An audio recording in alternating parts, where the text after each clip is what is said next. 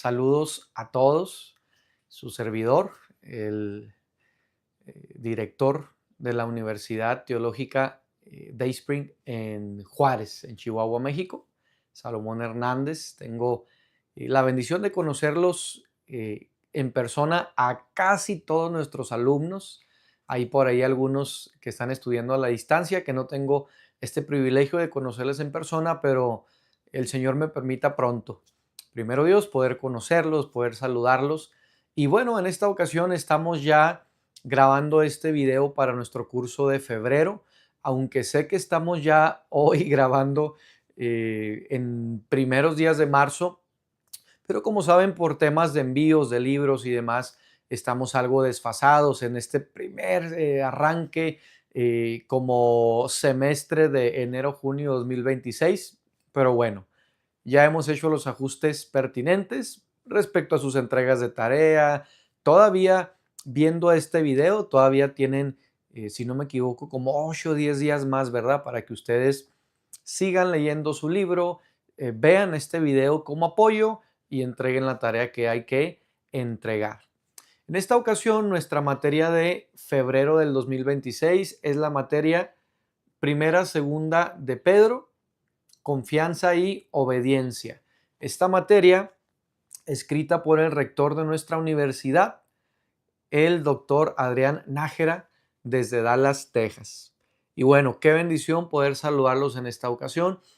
Vayamos entonces entrando a los contenidos de nuestro libro.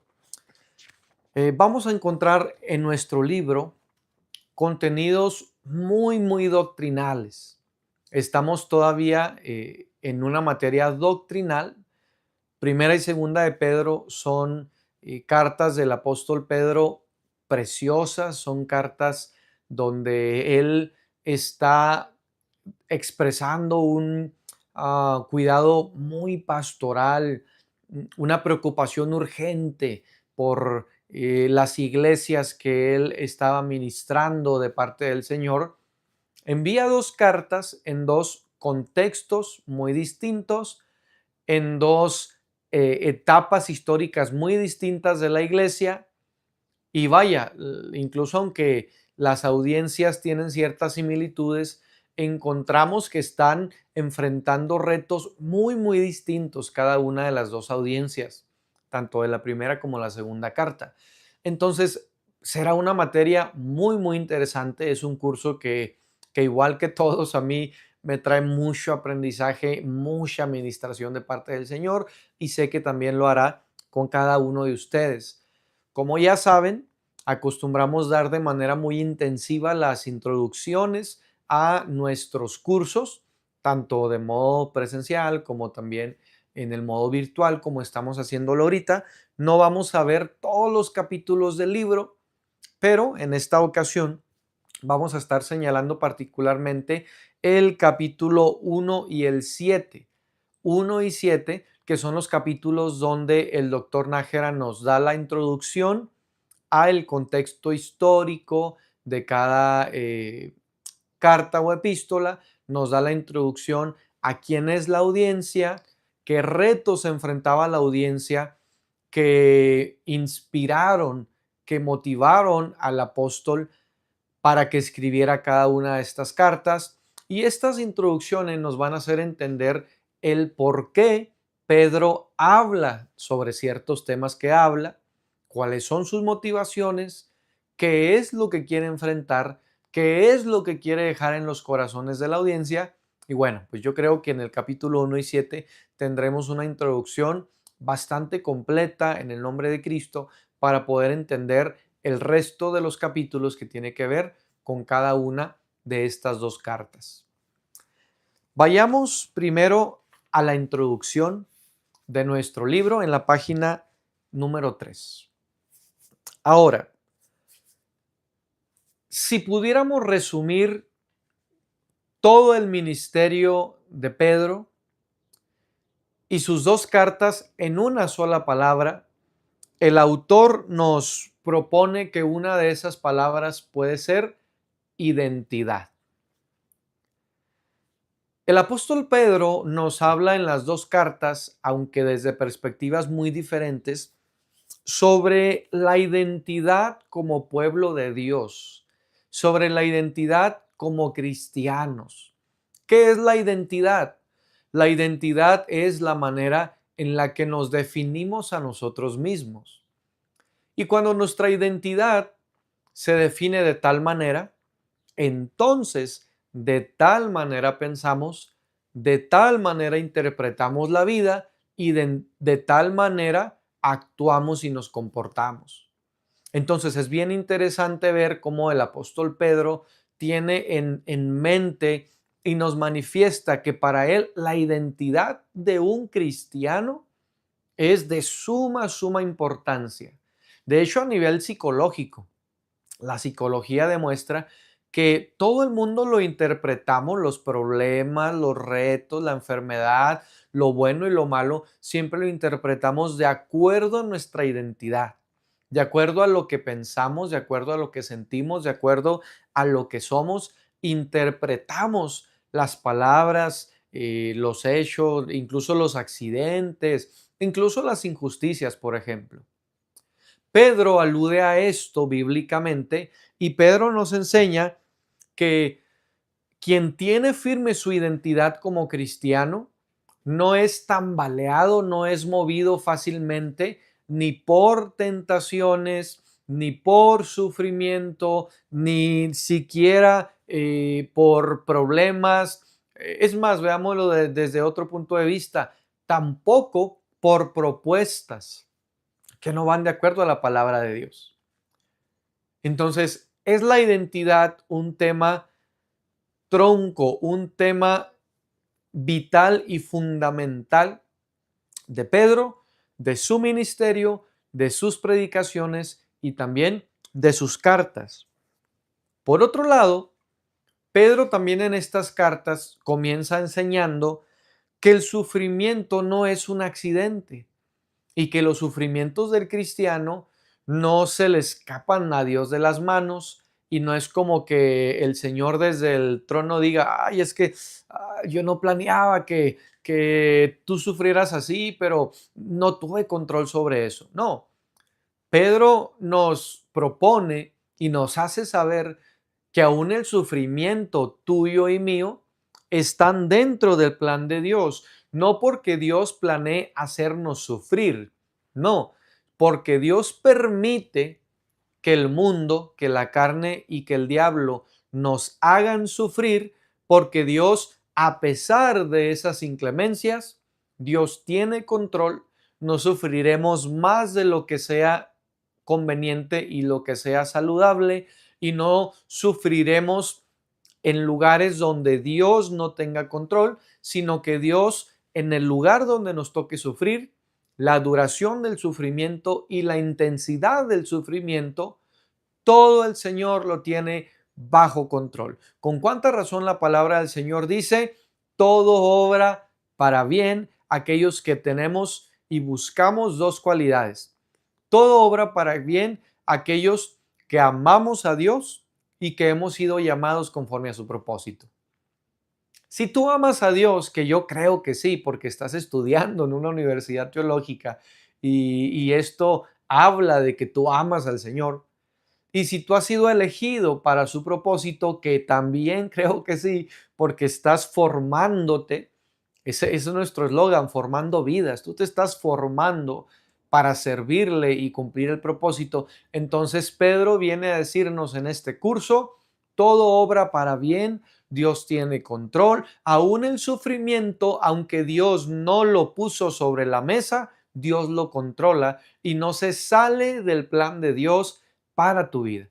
Así que hermano, en esta hora, si tú estás sufriendo en algún área de tu vida, Dios tiene control y el apóstol Pedro viene a recordarnos, tú tienes una identidad, eres más que vencedor, tú vas de victoria en victoria, de triunfo en triunfo, de gloria en gloria, Dios está de tu lado, eres un hijo de Dios. Con esa identidad afronta todo el sufrimiento, venga de donde venga, sea tan fuerte y tan severo como lo sea, afróntalo sabiendo lo que tú eres. Eres un vencedor, eres más que vencedor, eres hijo del Rey de Reyes y del Señor de Señores. También el doctor Nájera introduce diciéndonos que Pedro habla y aborda muchísimo acerca de la santidad. La santidad como estilo de vida, no solo como doctrina, no solo como una manera de pensar o de pedir a Dios que nos limpie, no. Pedro nos confronta con construir hábitos que nos lleven a ser santos, con fortalecer las disciplinas espirituales, ayuno, oración, lectura bíblica y comunión o congregación, construirlas y fomentarlas para mantenernos en santidad. Pedro nos propone entonces que es la santidad el estilo de vida del cristiano y es la obediencia a la Biblia nuestra base para ser santos. Por otro lado, también Pedro nos habla acerca de Jesús como el modelo supremo de obediencia y confianza. Pedro presenta a Jesús de una manera muy interesante. Pedro presenta a Jesús como el top, como el modelo de confianza en Dios. Él confió en Dios y él es confiable para su pueblo. Pero también presenta a Jesús como el top, como el modelo de obediencia al Padre. Pero también nos presenta a Jesús como modelo de confianza, como modelo de obediencia, pero también como modelo del liderazgo pastoral. Aquellos que servimos pastoreando, nuestro modelo, nuestro máximo estándar es el liderazgo pastoral de Jesús. Tú y yo que somos o buscamos ser obedientes al Señor, nuestro modelo máximo es obedecer como Jesús lo hizo. Tú y yo que buscamos confiar enteramente en Dios y ser confiables ante los que nos rodean, nuestro modelo máximo es el Señor Jesús. Otro tema que Pedro aborda de manera profunda y muy práctica, esto es hermoso, la practicidad, que sea práctico lo que enseñamos, que nos sirva para mañana y que nos sirva para ponerlo por obra dentro y fuera de la iglesia. Bueno, otro tema que aborda Pedro de esta manera tan práctica es también la esperanza escatológica. ¿Qué es la esperanza escatológica? Es confiar que hay una herencia incorruptible, que hay un legado que no se va a corromper, que nadie lo va a poder ganar, que nadie lo va a poder arrebatar, y ese legado es que hoy nuestro Señor Jesucristo está en los cielos, está en el trono, pero que muy pronto Él volverá por su iglesia. Esa es nuestra esperanza escatológica. Nuestra esperanza consiste en que si el Señor Jesús prometió volver en una segunda venida, entonces Él lo va a hacer y no se está tardando, dice la palabra, como algunos opinan o algunos lo tienen por tardanza, sino que Él no quiere que nadie se arrepienta y Él estableció desde la eternidad el momento en el que Él habría de volver por ti y por mí. Y nos va a llevar allá arriba, al cielo, y allá no hay llanto, no hay lloro, no hay tristeza, no hay temor, no hay deudas, no hay reumas, no hay cáncer, no hay diabetes, no hay presión, no hay escasez, no hay ansiedad. Para allá vamos, hermano. Para allá vamos muy pronto. Sea que Él venga primero o que primero nosotros muramos, pero un día pronto, como dice Apocalipsis, ven Señor Jesús, aleluya. Un día tú y yo vamos a estar ahí arriba. Un día tú y yo vamos a poder estar en el cielo y todo lo que nos duele se va a acabar. Todo lo que nos estresa, lo que nos preocupa, va a terminar. Tu ansiedad, tu depresión, tu enfermedad, tus deudas, tus preocupaciones tienen fecha de caducidad.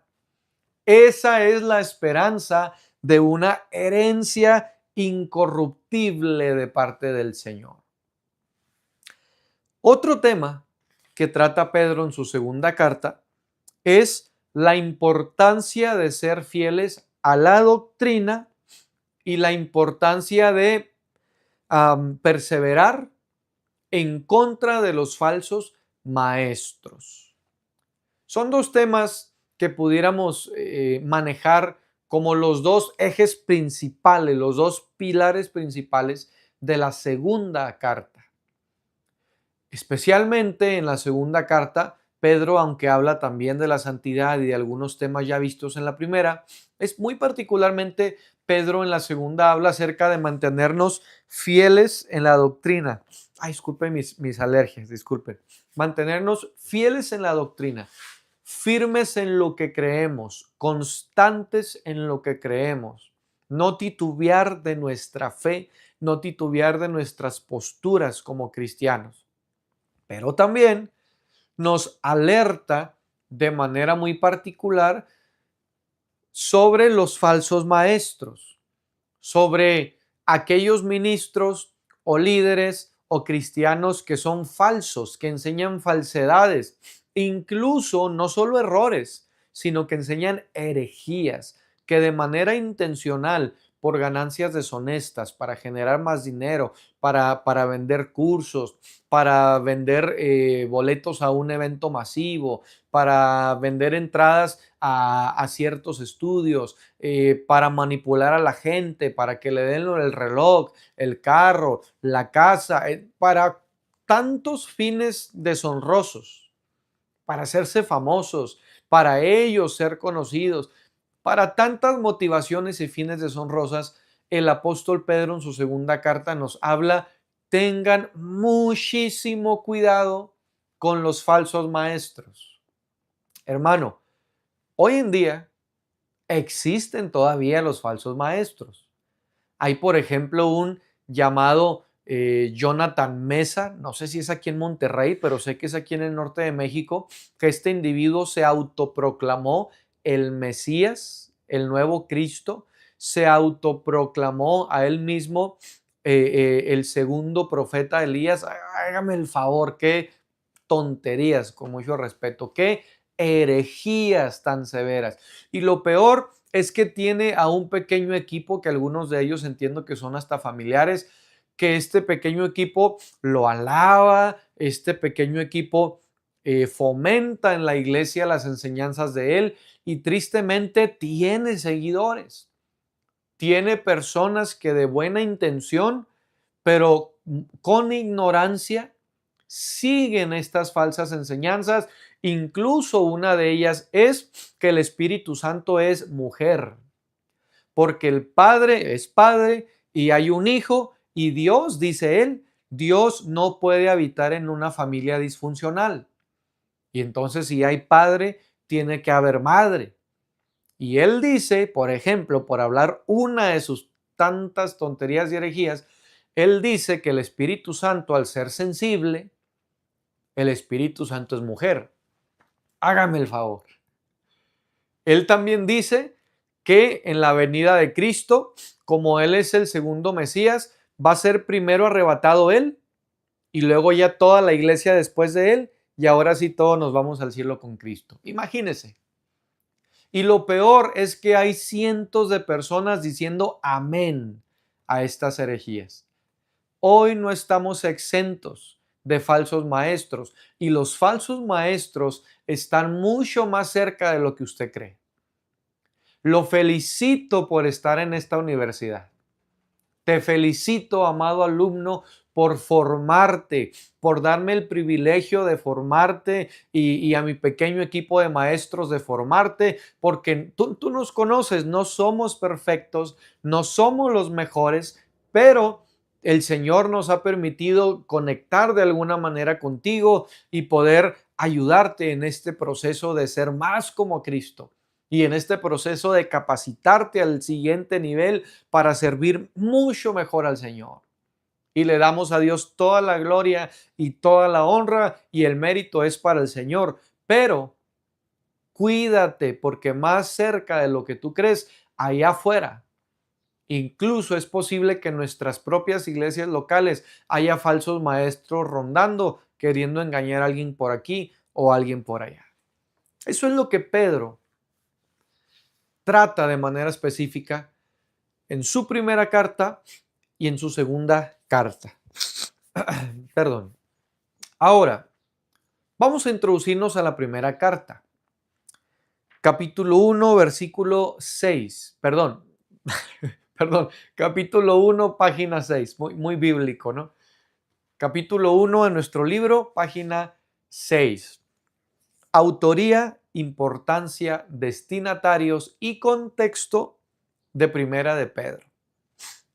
Ok. Autoría. En la carta encontramos que el comienzo es una afirmación clara del autor. Primera de Pedro 1:1. Él comienza diciendo, Pedro, apóstol de Jesucristo. Nos damos cuenta entonces al indagar estas palabras minuciosamente, de varias cosas.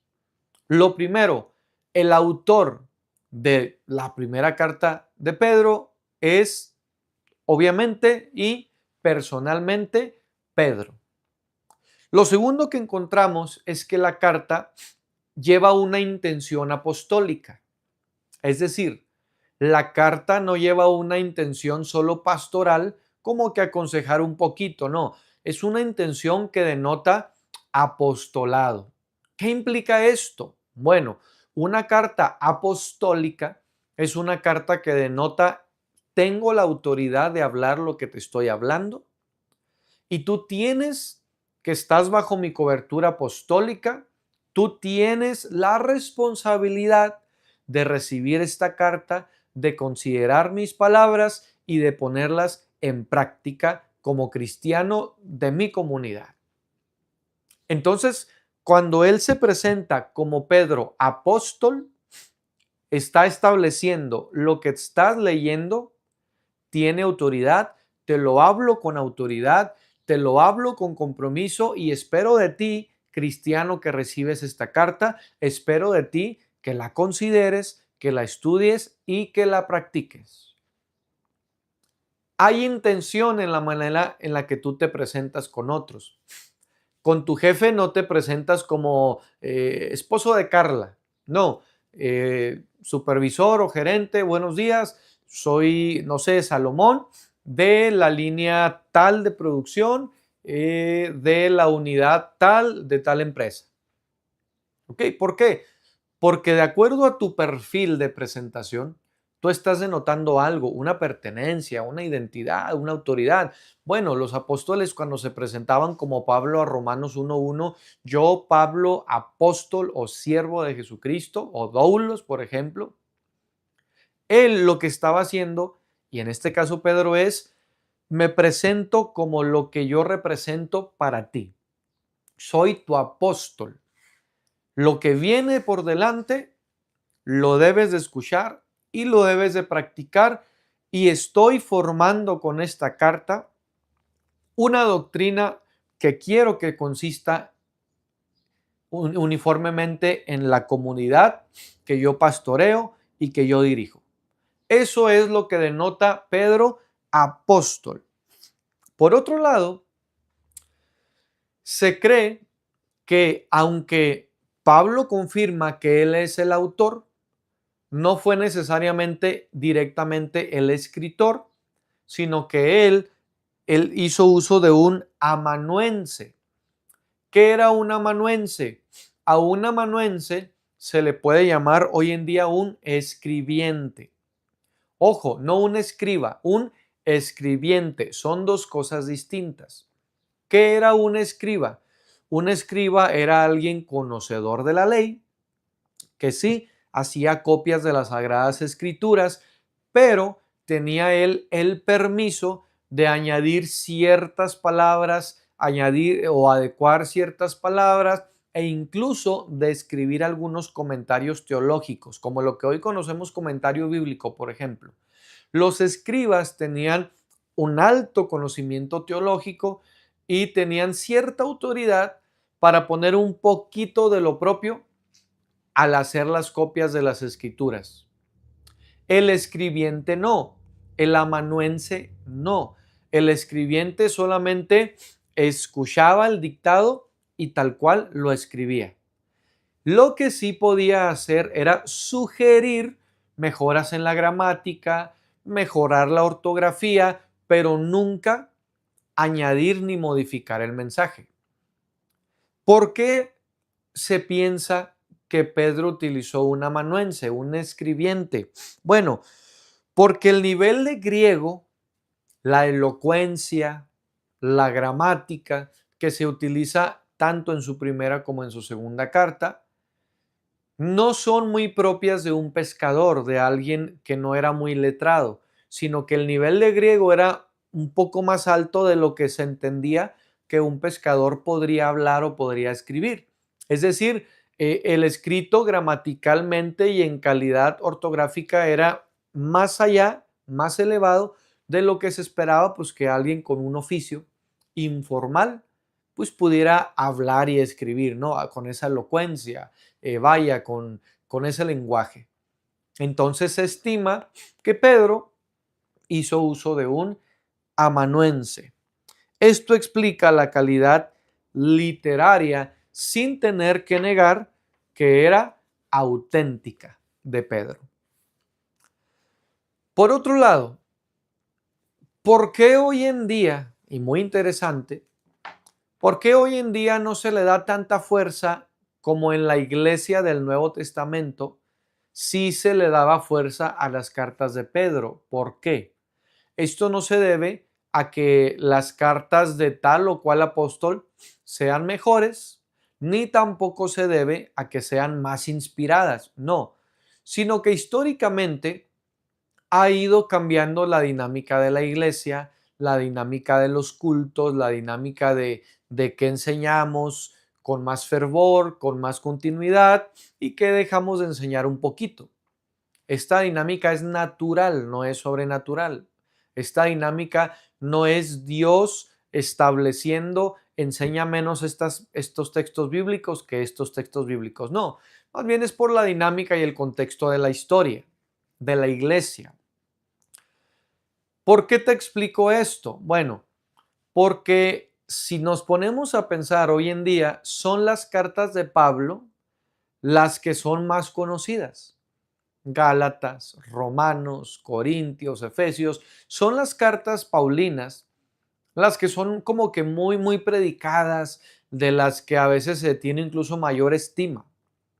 Y las cartas petrinas o las cartas de Pedro, como que a veces no se predica tanto. De hecho, es muy probable que tú que estés viendo este video, uno de mis amados alumnos, alumnas, tú hayas escuchado más prédicas de Pablo, hayas escuchado mencionar más a Pablo, leas más a Pablo incluso que a Pedro, por ejemplo.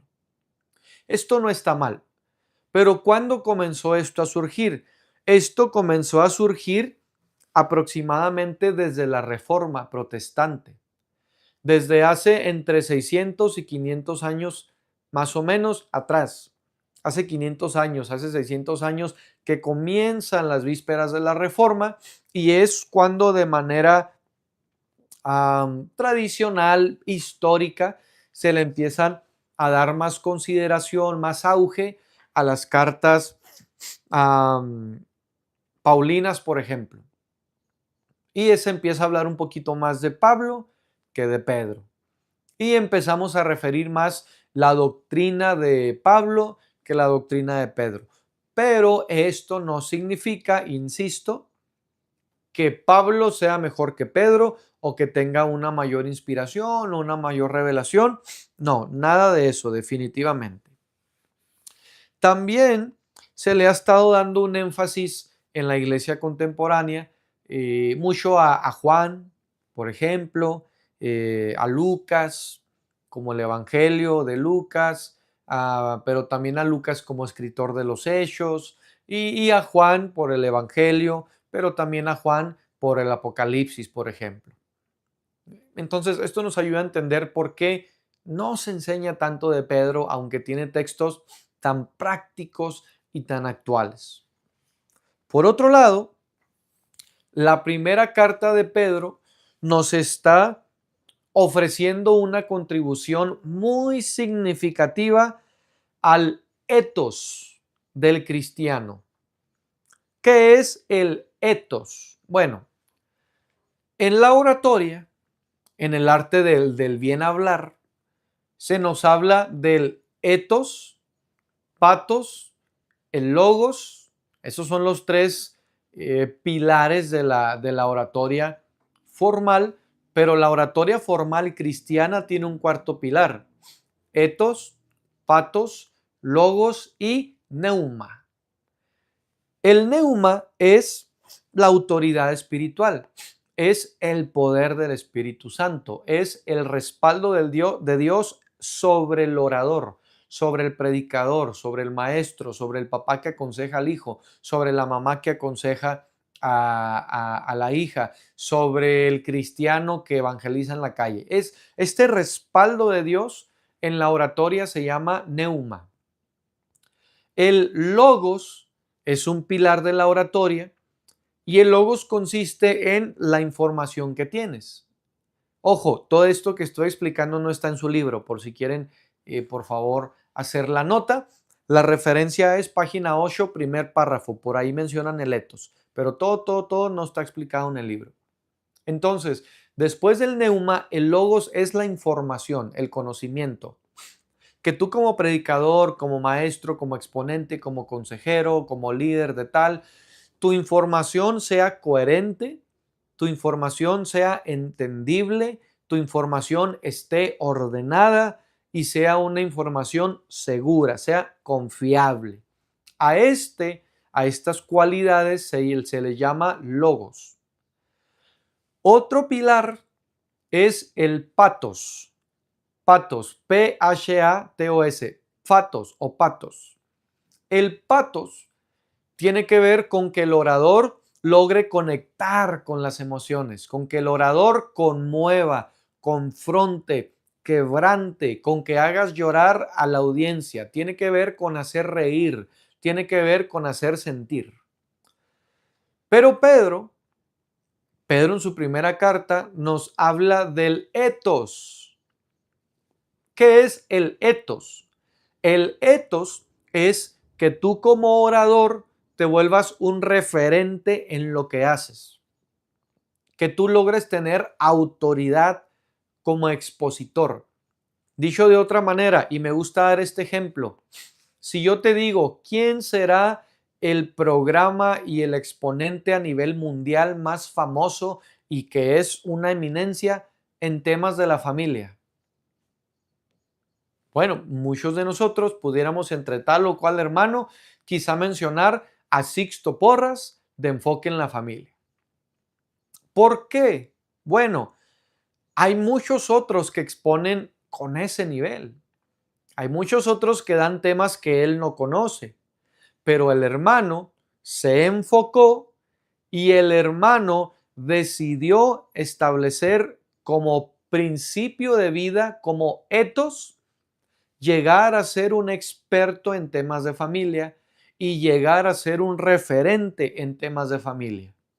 Yo estoy seguro que la mayoría de nosotros, si tuviéramos la oportunidad de llegar a traerlo a predicar a nuestra iglesia, yo creo que sin duda, entre tantos buenos predicadores para la familia, sin duda, no dudaríamos en invitar al hermano Sixto Porras si pudiéramos hacerlo.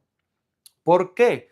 Porque él se logró posicionar como un ethos, como una autoridad, como un referente. Eso es lo que Pedro nos propone a los cristianos. Pedro nos ayuda a comprender la autoridad cristiana. Pedro en su primera carta nos ayuda a entender cómo el cristiano debe ser un ethos, debe ser un referente, que si la gente quiere conocer a Dios, diga yo necesito ir con los cristianos. Que si la gente necesita una oración, diga el bueno para orar es mi familiar o mi amigo cristiano. Que si alguien allá afuera no sabe lo que es vivir la vida cristiana, porque aquí le dicen que puede tomar, fumar, vestirse mal y hacer cuantas cosas sin meterme en temas culturales, ¿verdad? Ya hemos hablado del vino y todo eso. Solo por dar como que una mención muy general, porque tenemos alumnos de Estados Unidos y hasta el norte de México también. X pecado o X asunto, ¿lo hago o no lo hago? Bueno, y que ellos sepan que para responder si lo hago o no lo hago, debo ir a preguntarle a un cristiano. ¿Es malo hacer esto o no es malo? Debo preguntarle a un cristiano. Eso Pedro nos está proponiendo. Pedro quiere que nosotros vivamos una vida tan modelo que la gente diga, voy al cristiano porque me aclara mis dudas y porque él es el referente si yo quiero que mi calidad de vida mejore y si yo quiero vivir mejor en todas las áreas y ayudar a otros a vivir mejor, necesito ir a buscar a un cristiano. Qué hermoso sería que todos nosotros como cristianos, mi hermano, mi hermana, fuéramos un etos para todos los que nos rodean. Que el vecino que está en adicciones venga y nos busque a nosotros. Que el vecino, la vecina que están en deudas, venga y nos busque a nosotros. Y que nos pregunten, ¿qué tengo que hacer? ¿Cómo le hago porque no puedo dormir? ¿Cómo le hago porque tengo luchas espirituales? ¿Cómo le hago porque estoy en un divorcio? Y que ellos digan, al cristiano de la cuadra, a él tengo que ir. Qué hermoso sería, mi hermano, convertirnos en ese etos, en esa autoridad, en ese referente para los que nos rodean. También respecto a los destinatarios, página 8. Los destinatarios, Pedro les llama expatriados de la dispersión. ¿Qué eran los expatriados de la dispersión? Bueno, los expatriados de la dispersión eran aquellos cristianos que a causa de que se levantó persecución en contra de los cristianos, entonces por la persecución se empezaron a dispersar, se empezaron a ir a esconder en cuevas, a otras ciudades más pequeñas o a otros pueblos no muy conocidos, se empezaron a esconder, perdón, y hacer comunidades allá aparte en algún campo, en alguna montaña, en algún monte. Ellos eran cristianos que ya no estaban en una patria nacional porque a causa de la persecución los estaban matando, violentando, multando y entonces ellos comenzaron a dispersarse. ¿Dónde se encontraban dispersos? Se encontraban en Asia Menor. Por cierto, si no le he mandado a usted a su grupo de WhatsApp, al grupo de alumnos, una imagen, un mapa geográfico donde yo les muestro dónde es Asia Menor, por favor, mándeme mensaje en este momento por WhatsApp, por el grupo. Y ahí en el grupo yo les mando esta imagen de este mapa para que ubiquemos dónde queda Asia Menor, dónde estaban todos ellos dispersos. ¿Qué nos dice esto? Nos dice muchas cosas muy importantes. Alguien que está expatriado y que está disperso es alguien que está empobrecido porque dejó todas sus pertenencias. Es algo que tiene una moral muy baja, una estima o autoestima muy baja, están desmoralizados, están decepcionados, frustrados, preocupados. Esta era la condición de la audiencia. Esta era la condición de aquellos a quien Pedro, de parte del Espíritu Santo, escribió esta primera carta.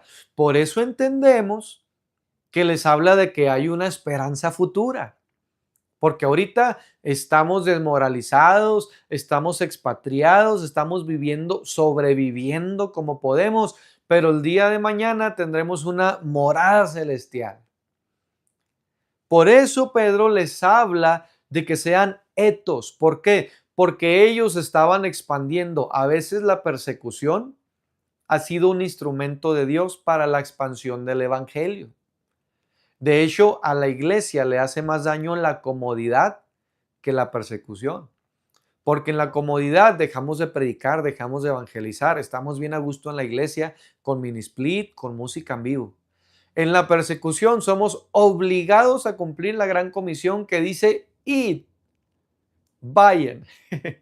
Hermano, ellos cuando son vistos por Pedro, Pedro ve una oportunidad. Ellos, aunque estén pobres, marginados, explotados, ellos tienen la oportunidad de ser un referente y una autoridad de parte de Dios.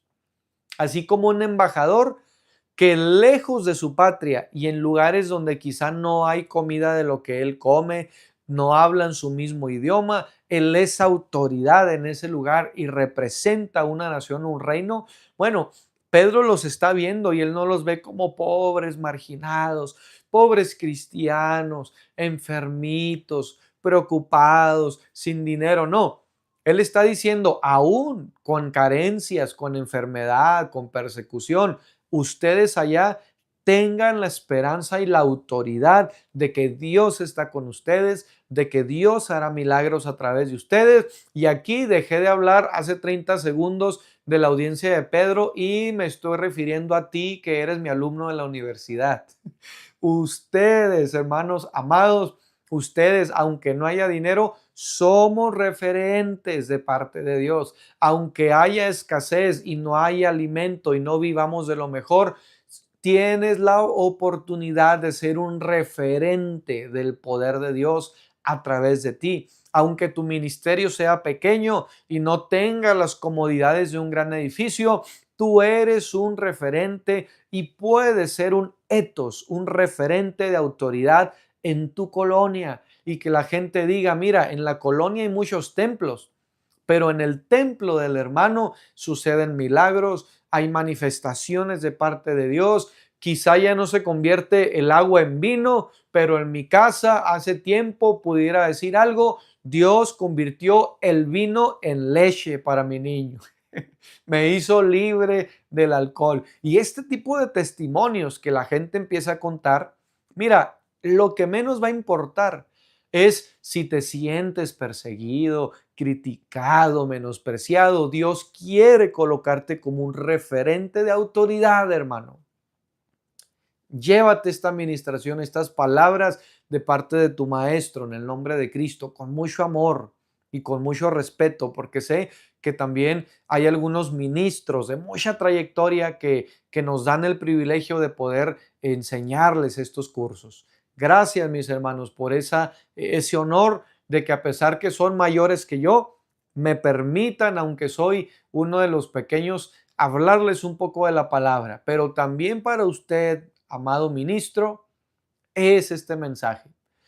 Pedro veía la dispersión como una oportunidad de expansión. Pedro veía las condiciones vulnerables como una oportunidad de demostrar que no tengo plata, no tengo oro, pero lo que tengo te doy y actuar de parte de Dios. Ahora, algo técnico que no está en su manual, por si lo quiere usted anotar, en su libro, perdón. Diferencia entre destinatarios y audiencia. Son dos cosas muy distintas. Los destinatarios son particularmente las personas a las cuales Pedro y todos los escritores les enviaron la carta. Pensando en ellos, escribieron tales cosas. Este grupo selecto se llama destinatarios. Pero una carta no siempre era recibida y era leída solo por los destinatarios. Por ejemplo, estas cartas de Pedro, aunque Pedro no era el apóstol a los gentiles, no era el apóstol a los gálatas, a los romanos, por ejemplo, ese era Pablo, pero sí cristianos gálatas, cristianos efesios, cristianos romanos, también ellos se hacían de alguna copia de estas cartas de Pedro y ellos, aunque no fueron escritas pensando en ellos se llaman audiencia. ¿Por qué? Porque son personas que aunque no son los destinatarios, ellos también forman parte de las personas que leen ese escrito.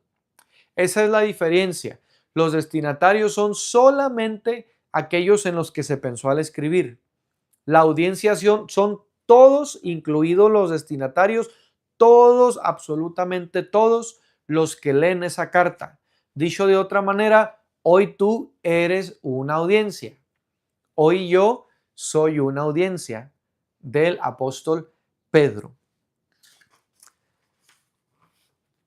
¿Qué pasa en el contexto histórico de la audiencia de Pedro en su primera carta? Bueno, estaban dispersos, pobres, violentados, perseguidos, pero también un expatriado no solo tiene una tensión, un estrés entre lo nacional y divagar por donde se pueda. No, también hay una tensión de identidad, no solo patriota, sino cristiana. ¿Cómo te sentirías tú? ¿O cómo te has sentido cuando te persiguen, te ofenden, te insultan, se burlan de ti a causa de que eres cristiano? Es probable que en algún momento, no todos, pero quizá en algún momento tú dudaste, ¿será que estoy en el camino correcto? ¿Será que vale la pena estar batallando con la familia que no quiere nada con Dios y que se burlan de mí y hasta me hacen la de malas para que no llegue a tiempo al culto? ¿Será que vale la pena ser cristiano? Ahora, eso es, imagínate nosotros que estamos en Juárez o que estamos en una ciudad o que estás estudiando en una universidad teológica internacional. Oye, pero imagínate los hermanos que eran los destinatarios de Pedro. Golpes, violaciones, abuso, encarcelamiento o cortarles la cabeza a causa de no querer negar a Cristo. Claro que muchos de ellos entraron en crisis mucho más difíciles que las crisis que nosotros enfrentamos. Claro que sus crisis de identidad y esa tensión entre ser o no creyente, esa tensión entre ser del reino de Dios o no ser del reino de Dios, esa tensión era muy real en ellos. Y era muy difícil lo que ellos vivían entre pertenecer o no pertenecer a Cristo. Entonces, este era el contexto espiritual, moral, político que estaban enfrentando los destinatarios de las cartas de Pedro. Prácticamente era: vivo en una comunidad con otros cristianos y como cristiano, o ya me retiro de la vida cristiana y vivo como cualquier otro y en cualquier otro lugar. Son tensiones muy fuertes que ellos tuvieron que vencer. Vámonos ahora a la parte 2 de nuestro video. También, pues vaya, carta número 2 de nuestro libro. Capítulo 7, página 57. Ya hablamos durante estos 48 minutos aproximadamente de la carta número 1 e introdujimos a las cartas. Ahora hablemos de la carta número 2, segunda carta de Pedro. Respecto a la autoría, se conoce también que el autor directo y personal de segunda de Pedro es Pedro justamente. ¿Cómo se conoce esto? Bueno, porque así como se presenta en primera de Pedro 1:1, también se presenta en segunda de Pedro 1:1. Solo que aquí, a diferencia de en la carta 1, en donde él dice Pedro, apóstol de Jesucristo, ahora en la segunda carta, él se llama a sí mismo Simón Pedro, siervo y apóstol de Jesucristo. Indaguemos un poquito y analicemos un poquito la manera en la que se presenta. Recuerda que todo lo que ellos dicen, la manera en la que se llaman a sí mismos, la manera en la que se presentan, todo tiene una intención, todo tiene una motivación detrás. Bueno, en este caso, lo que está haciendo Pedro, entre otras cosas, es aludir y reclamar su apostolado. En esta segunda carta, recuerda que una de las luchas que Pedro quiere fortalecer al cristiano para que pueda vencer es en contra de falsos maestros. Entonces, en esta segunda carta ya habían pasado algunos años desde la primera carta, ya los cristianos ya no eran dispersos por allá, regados en diferentes lugares, no, ya aquí ya había comunidades de cristianos, ya había grupitos y familias y comunidades sociales de cristianos. Entonces, ya más fácilmente los falsos maestros identificaban comunidades, los visitaban como lobos vestidos de ovejas y empezaban a predicar y a confundir. Entonces muchos, viendo lo llamativo, viendo lo bonito, viendo las fábulas de los falsos maestros, empezaron a descuidar la sana doctrina de su apóstol Pedro, quien era quien guiaba espiritualmente la comunidad, y empezaron a estarle dando prioridad a los escritos de aquel nuevo maestro o a las revelaciones de aquel nuevo maestro. Por eso es que Pablo alude y reclama en este segundo escrito su memoria apostólica. ¿Cuándo y cómo lo hace? Lo hace en el momento y de la manera en la que él en segunda de Pedro 1:14, él dice, parafraseando las palabras, mi muerte a causa de Cristo está cerca. O sea, Pedro ya era un anciano, Pedro ya tenía años como apóstol, ya los cristianos que él ganó ya estaban formando grupos, comunidades, iglesias, congregaciones, y ahora él ya entiende por el Espíritu Santo que muy pronto lo iban a tomar y lo iban a llevar a la muerte, iba a ser uno de los mártires. Entendiendo esto en el espíritu, tiene esa urgencia, porque mientras él ya siente que ya está por terminar su tiempo, pues los falsos maestros están empezando a crecer en sus comunidades. Entonces él a lo lejos identifica que en 2, 3 de sus comunidades que él estableció ya andan falsos maestros y son amenazas para su ministerio y para la iglesia. Entonces él dice, yo ya estoy cerca de mi muerte. Él está diciendo, no se les olvide quién ha estado con ustedes todos estos años. No se les olvide quién los estableció, quién los adoctrinó, quién ora por ustedes, quién los supervisa todos estos años, a tal grado que yo ya estoy cerca de mi muerte y aquí me tienen todavía pensando en ustedes, preocupándome por ustedes y escribiéndoles. Entonces, por eso él se presenta como apóstol nuevamente y él alude, yo estoy a punto de morir. Casi que como el papá que angustiado y ancianito un día le dice a sus hijos, yo no voy a estar para ustedes toda la vida, hijos. ¿Qué trata de decir un papá cuando dice esto? Aprendan, apúrense a aprender, salgan adelante, aprendan a hacer las cosas, porque muy pronto ya no van a contar con mi ayuda. Eso es lo que Pedro está estableciendo.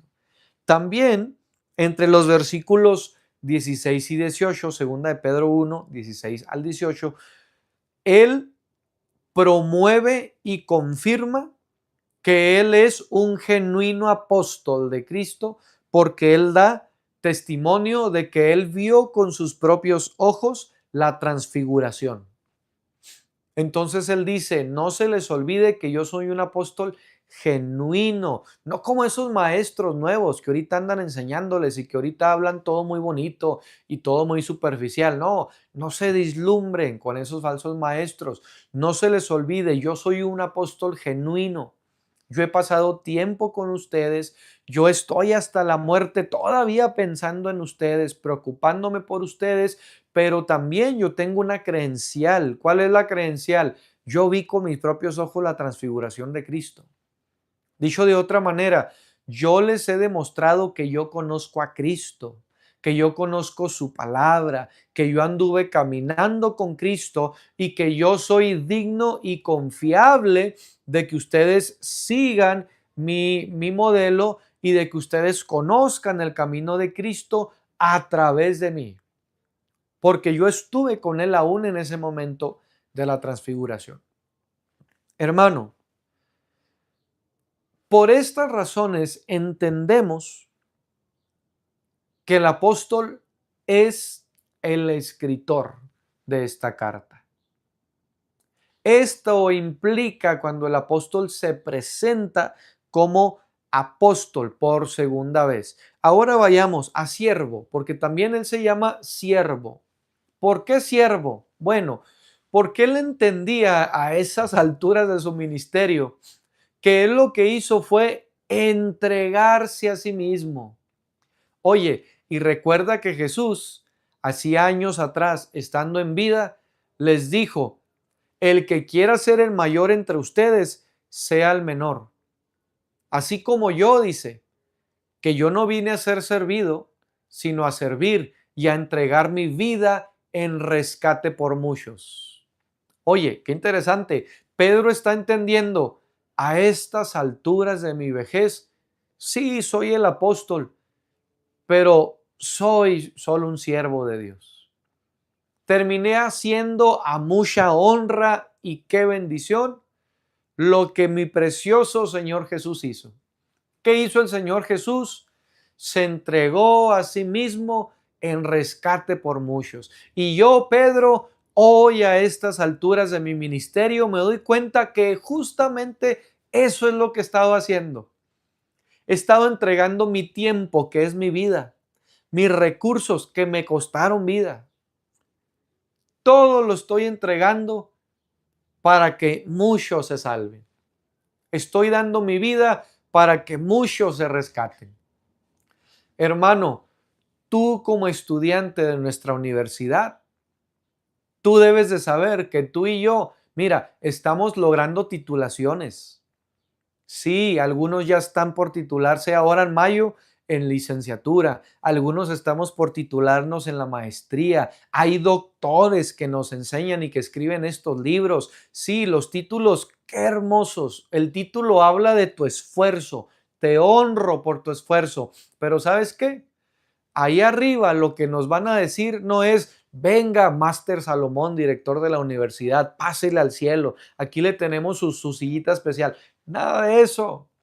A ti no te van a decir: ven, hermano licenciado en teología a nivel internacional, pasa en el gozo de tu Señor. No. ¿Sabes qué nos van a decir ahí arriba? Bien, buen siervo. En lo poco fuiste fiel, éntrale en lo mucho. Allá, mira, títulos más, títulos menos. Allá le van a llamar siervo al alumno de Dayspring que estudie prácticamente sus 10 años al doctorado, y le van a llamar siervo al que tenía apenas 10 mesecitos en la vida cristiana. Eso lo entiende el Señor Jesús, eso lo entiende Pedro. Por eso él, no solo como apóstol defendiendo su ministerio y dignificando su ministerio, porque eso no está mal, no está mal dignificar y defender lo que has hecho, no está mal. Pedro lo llegó a hacer, Pablo lo llegó a hacer muchas veces. Pero ellos entendieron que aparte de eso, hay otra dimensión de lo que hacemos. Somos siervos. Sí, el apóstol siervo. El director siervo.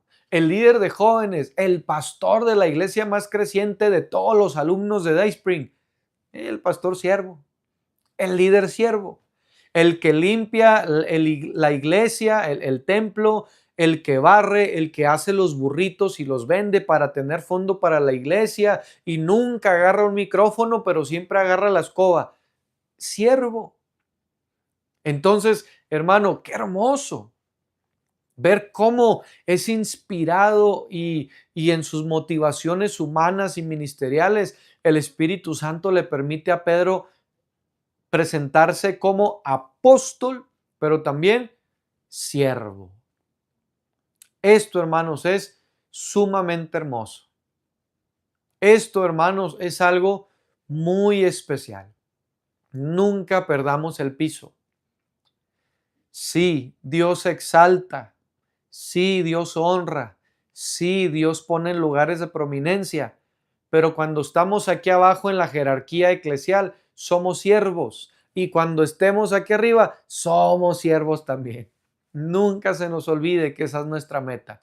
Y el título más grande siempre será siervo de Cristo.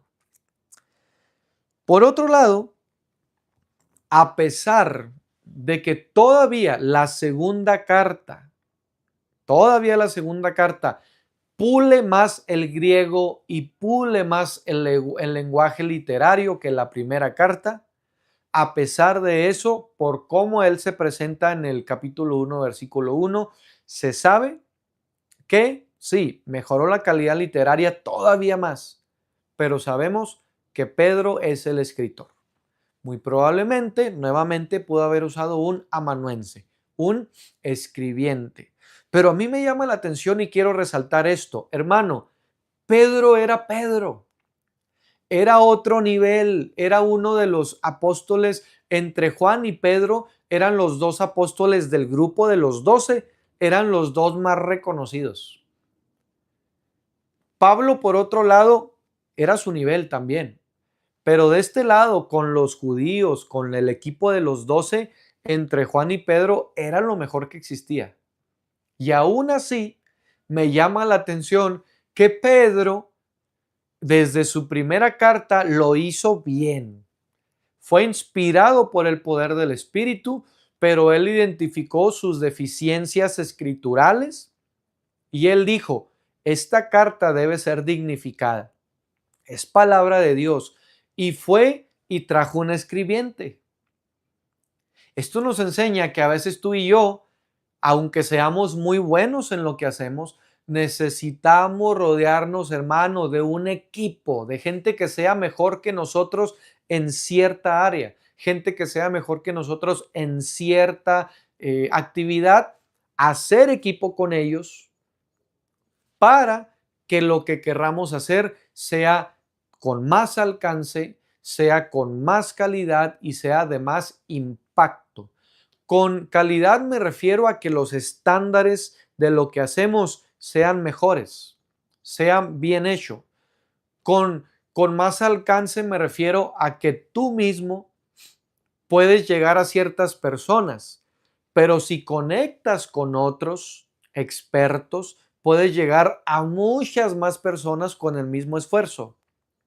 Pero con impacto me refiero a que ese trasfondo, esa influencia, esa profundidad que tú puedes lograr en las personas, si haces las cosas con más calidad, mira, aunque sea el mismo esfuerzo, pero con más calidad, vas a ser más transformador para ellas, los vas a conmover más, vas a tener más cambios, vas a ser más efectivo. Pedro, perdón, entendió eso. Y en su segunda carta, oye, impresionante, aunque en la primera carta era aparentemente más difícil, porque estaban en persecución, porque estaban dispersos, desmoralizados. En la segunda carta ya eran comunidades más fuertes, más unidas. A pesar de eso, él dio más calidad escritural. Pulió aún más el lenguaje. Hubo más calidad en la escritura y en el lenguaje, aún que en la primera carta, que de por sí ya era de muy buen nivel. Esto también me enseña que Pedro fue sagaz, fue estratégico.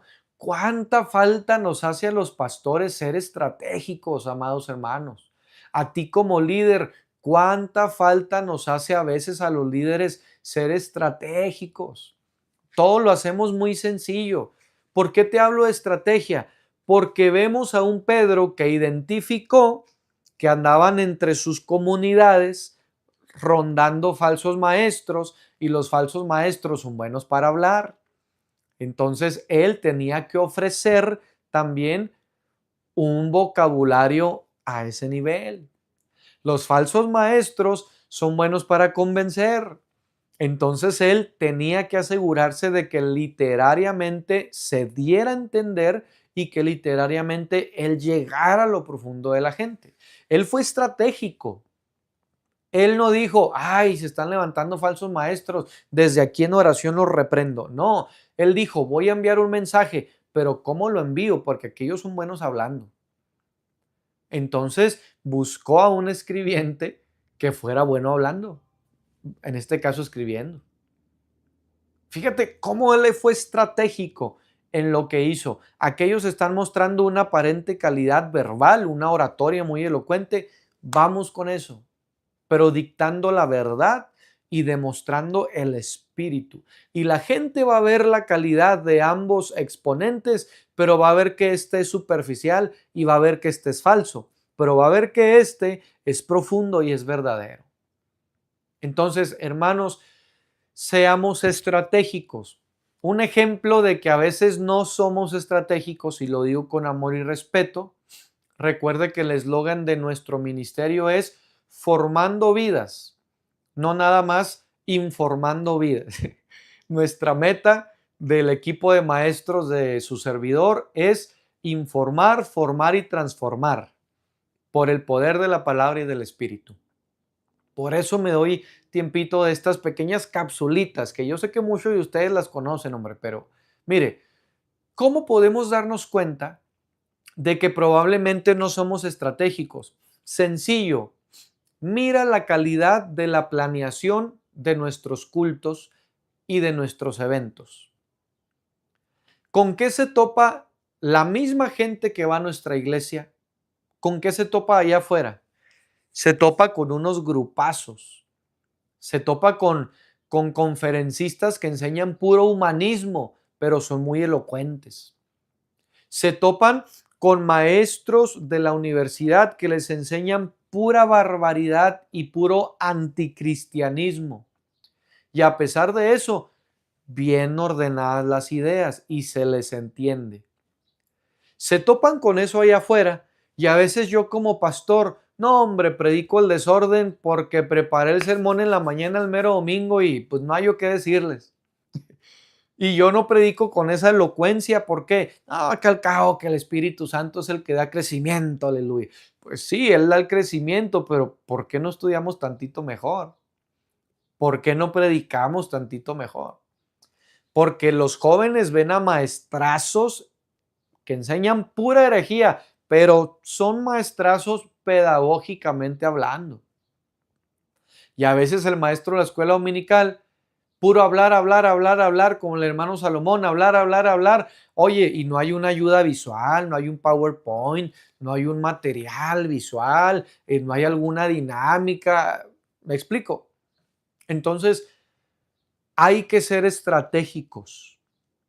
Hay que hacer lo que hacemos mejor. Hay que llevar la técnica al siguiente nivel.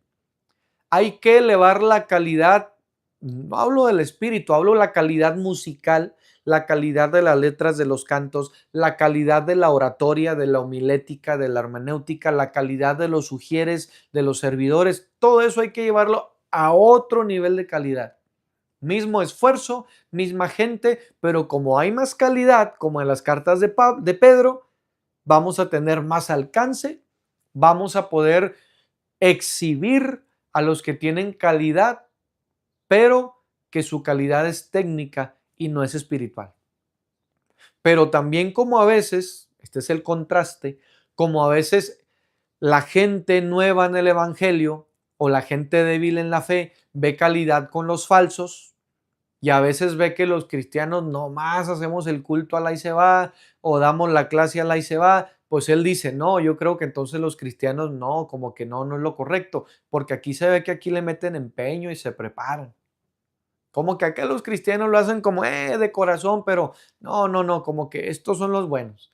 Así piensan muchas veces los nuevos creyentes. Pedro quería evitar estratégicamente, no solo espiritual, también estratégicamente, que los falsos maestros llegaran a tener éxito en sus falsos cometidos. Hemos llegado al final de este curso. Vaya, ha sido un curso en una sola parte. El mes pasado lo tuvimos en dos partes, pero estamos abarcando más o menos el mismo tiempo de introducción que nos va a ayudar a que podamos entender las circunstancias que rodean a Primera de Pedro y Segunda de Pedro. Quiero recapitular un poquito. Primera de Pedro, expatriados, gente que estaba dispersada, No había todavía comunidades en la fe, pero tenían una moral muy baja, luchaban con autoestima, con crisis de identidad cristiana, con ser o no ser, con representar o no representar a Cristo. Luego también la segunda carta tiene otros destinatarios. Ya las comunidades que años atrás eran dispersas, ahora ya se formaron aquí, comunidades de la fe, ya eran cristianos más unidos, ya tenían más conocimiento bíblico, más doctrina, más fundamento, ya más liturgia, ya la vida cristiana ya había evolucionado, ya era un poquito más completa, pero un nuevo reto, falsos maestros.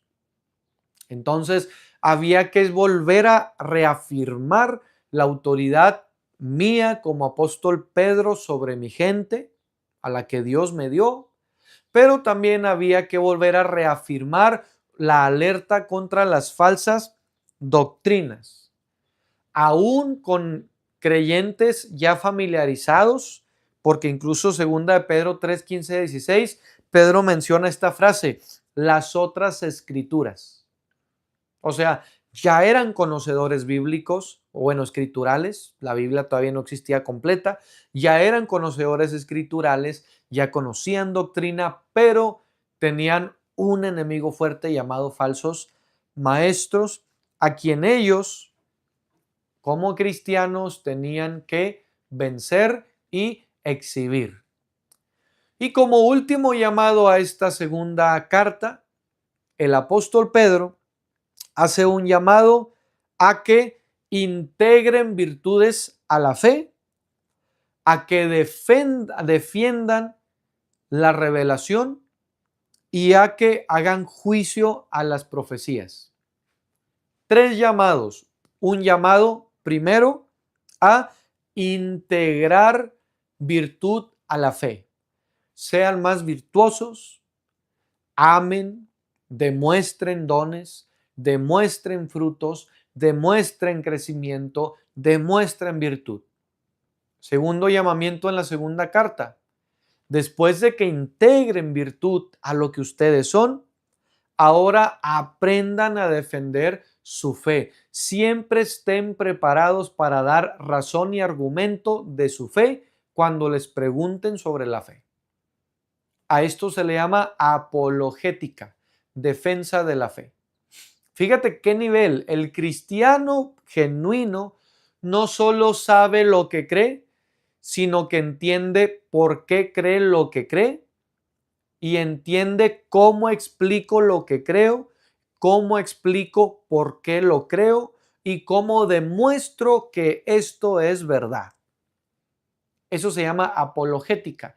Tú y yo debemos estar tan formados y capacitados que debemos ser capaces de defender con argumentos nuestra fe. Es lo que Pedro está diciendo en 2 de Pedro 1, 16 al 21. Pero también en 2 de Pedro capítulo 2, Pedro les dice, escuchen profecías y profeticen, pero siempre hagan juicio, un juicio sano, un juicio celoso y un juicio equilibrado. Cuando escuchen profecía, consideren si eso es de Dios o no. Cuando hablen profecía, consideren si eso es de Dios o no. De esta manera, ustedes podrán identificar a los falsos maestros, pero también evitarán convertirse en falsos maestros. De esta manera, creciendo en virtudes, defendiendo la fe profundamente y haciendo juicios, siendo sabios en la profecía, van a identificar a falsos profetas, pero también van a evitar convertirse ustedes en falsos profetas. Hermanos, ese ha sido nuestro video de nuestro segundo curso de este año, el curso de Primera y Segunda de Pedro, Confianza y Obediencia por el doctor Adrián Nájera, nuestro curso de febrero del 2026. Hermano, recuerde que tiene todavía, si no me equivoco, hasta el 10 de marzo para que usted pueda entregar sus tareas y usted pueda pues recibir una retroalimentación de ellas. Si alguien tiene alguna duda con sus tareas, hágamelo saber, mande mensaje, ya sabe, todo por medio del grupo y yo le estaré respondiendo con mucho gusto. Les pido que envíen mensaje por los grupos. Eviten, por favor, lo más que puedan enviarme mensaje personal, al menos que sea algo muy, muy privado, delicado. Pero si es algo que tiene que ver con tareas, con pagos, con fechas, como eso es escolar, hágalo siempre por medio del grupo. No le dé pena, muy seguramente hay otros alumnos en el grupo que tienen la misma duda que usted. Soy el pastor Salomón Hernández, por gracia de Dios, director de la Universidad Teológica Dayspring en Juárez y algunas otras extensiones, grupos virtuales y presenciales. A todos les mando un abrazo muy fuerte, los bendigo en el nombre de Cristo y que sea el Señor siempre sobre sus vidas. Gracias por la oportunidad que nos dan de poder formarlos y acompañarlos en este camino formativo. Que sea para servir mejor al Señor y que sea para darle toda la gloria a Dios. Bendiciones.